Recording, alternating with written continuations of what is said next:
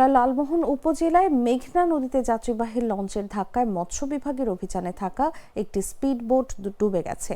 এই ঘটনায় ৬ জনকে জীবিত উদ্ধার করা হলেও পুলিশের এক সদস্য নিখোঁজ রয়েছেন। তার নাম মোহাম্মদ ফখরুল। তিনি লালমোহনের মঙ্গল শিকদার পুলিশ তদন্ত কেন্দ্রে কনস্টেবল হিসেবে কর্মরত। বুধবার রাতে লালমোহন উপজেলার মঙ্গল শিকদার লঞ্চঘাট সংলগ্ন মেঘনা নদীতে ঘটনা ঘটে। মৎস্য বিভাগ ও থানা পুলিশ সূত্রে জানা গেছে, বুধবার সন্ধ্যার পরে মঙ্গল শিকদার লঞ্চঘাট থেকে একটি স্পিড বোট নিয়ে মৎস্য বিভাগের ৩ জন এবং ৪ জন পুলিশ সদস্য মেঘনা নদীতে মৎস্য রক্ষা অভিযানে যান। রাত আনুমানিক 8:30টার দিকে যাত্রীবাহী একটি লঞ্চ স্পিড বোটটিকে ধাক্কা দিলে সেটি ডুবে যায়। এ সময় একটি ট্রলারে থাকা লোকজন ৬ জনকে জীবিত উদ্ধার করেন।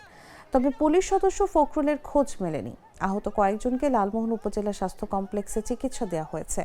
লালমোহন থানার ভারপ্রাপ্ত কর্মকর্তা মোহাম্মদ অলিউর ইসলাম ঘটনার সত্যতা নিশ্চিত করে জানান, নিখোঁজ পুলিশ সদস্যের সন্ধান চালানো হচ্ছে।